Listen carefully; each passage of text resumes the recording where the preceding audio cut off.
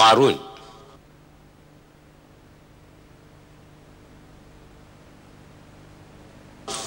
موسیٰ علیہ السلام کے زمانے میں یعنی 13ویں صدی میں نسل بنی اسرائیل کے ایک دولت مند آدمی گزرے تھے، قارون۔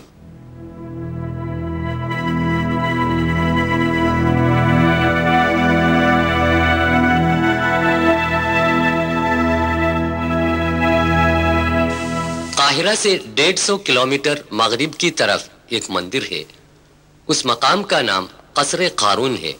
قرآن شریف کے سورہ 28 قصص آیت 74 میں یوں بتایا گیا ہے، إن قارون كان من قوم موسى فبغى عليهم وآتيناه من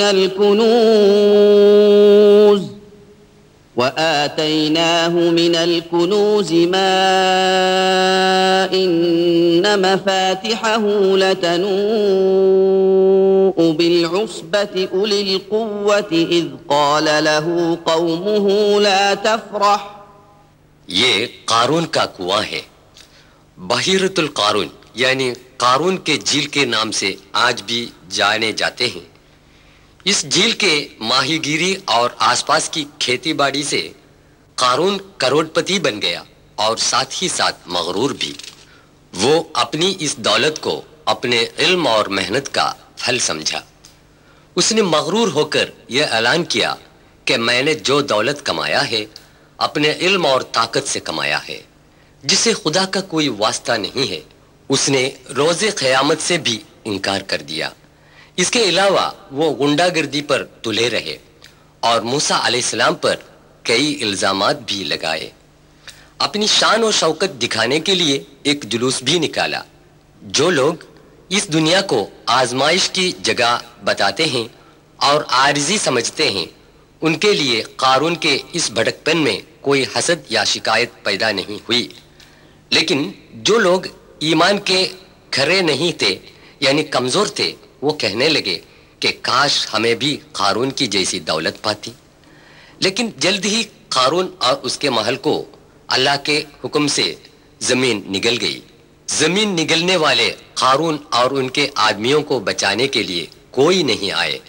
غیر قانونی طور پر پیسہ کما کر لوگوں پر ظلم کرنے والوں کے لیے یہ ایک تاکید ہے۔ یاد رہے کہ اس وقت قارون کا جو انجام ہوا، اس طرح خدا تعالی تم لوگوں کو بھی آسانی سے برباد کر سکتا ہے۔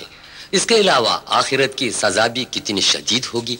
اس لیے عاجز رہو اور نیک بنو اور خدا کا شکر ادا کرو۔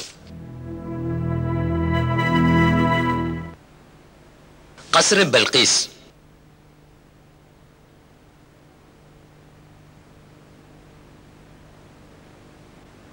فلسطین میں داؤد علیہ السلام کا صاحبزادہ پیغمبر سلیمان علیہ السلام باپ کے بعد بادشاہ بن گئے۔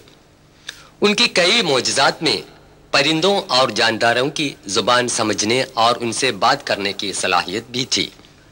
یمن کے مغرب کے قریب رہنے والے قبیلہ سبا اپنی ملکہ بلقیس کی قیادت میں سورج کی پوجا کرتے ہیں۔ ایک پرندے نے یہ دیکھا۔ ایک دن اس نے سلیمان علیہ السلام کو یہ بات سنائی۔ یہ بلقیس کے مندر کا کھنڈر ہے جہاں سورج کی پوجا ہوتی تھی۔ بلقیس سلطنت بنی طبع کی ملکہ تھی۔ حضرت سلیمان علیہ السلام نے ان کے نام پر ایک خط لکھا جو خدا کے نام سے شروع کرتا ہے، جس میں لکھا ہے کہ مخلوق کی پرستش چھوڑ دو، اس خدا کی عبادت کرو جو اس کائنات کا خالق اور پروردگار ہے۔ انہوں نے یہ بھی لکھا کہ خدا کا حکم مان کر سچے مومن بن جائے۔ خود ہی نے یہ خط یمن میں پہنچا دیا، جس نے حضرت سلیمان علیہ السلام کو ملکہ بلقیس کی خبر دی تھی۔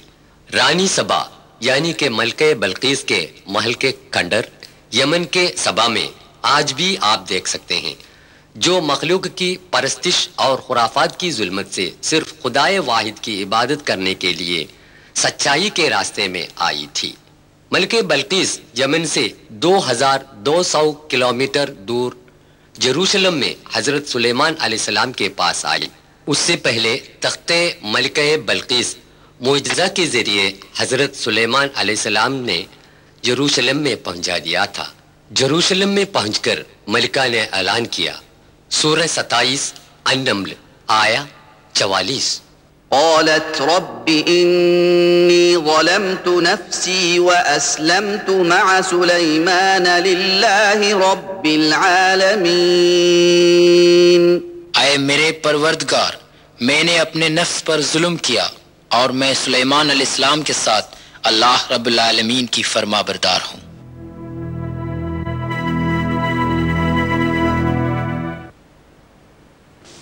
مسجد الاقصی۔ مکے کی مسجد الحرام کو قبلہ بنانے سے پہلے دنیا کے مسلمان فلسطین کے مسجد الاقصی کی طرف رخ کر کے نماز پڑھا کرتے تھے۔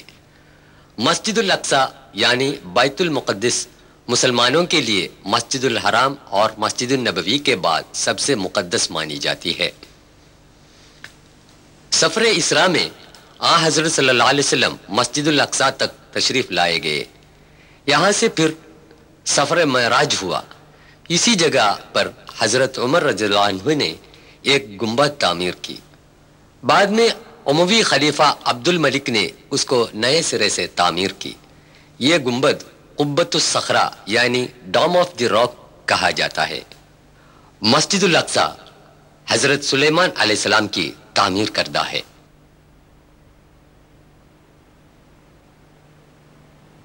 یونس علیہ السلام۔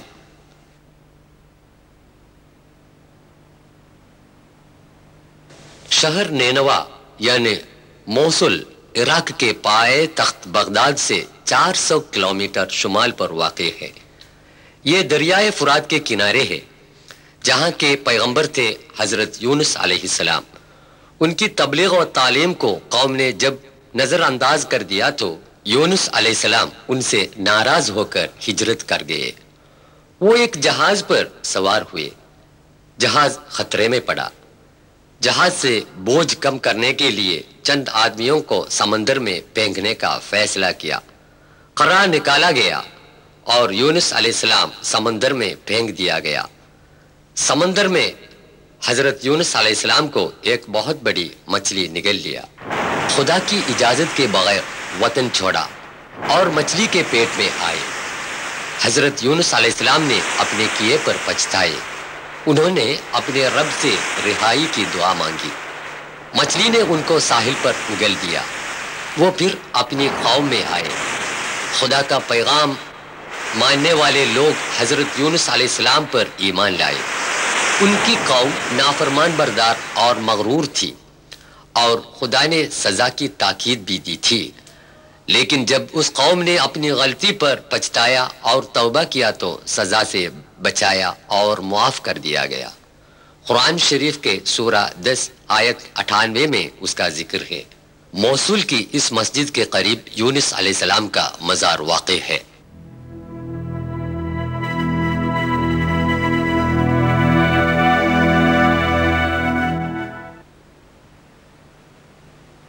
ذوالقرنین۔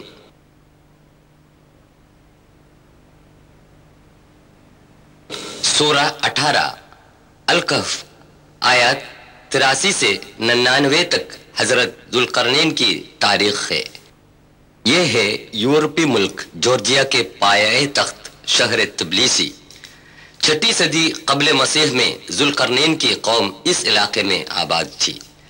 یاجوج ماجوج کی قوم حضرت نوح علیہ السلام کے صاحبزادہ یافس کی اولاد تھی، جس میں یاجوج قوم تاتاری کے نام اور موجود قوم منگولی کے نام سے مشہور ہیں۔